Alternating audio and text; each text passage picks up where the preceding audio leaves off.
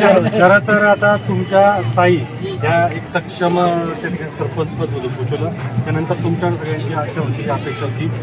आमदार साहेबांनी पण लक्ष चांगलं दिलं, चांगलं पिंजून काढलं होतं. आम्ही सुद्धा पाहिले. काय आज काय आनंद होतं का, कसं आज काय वाटतं?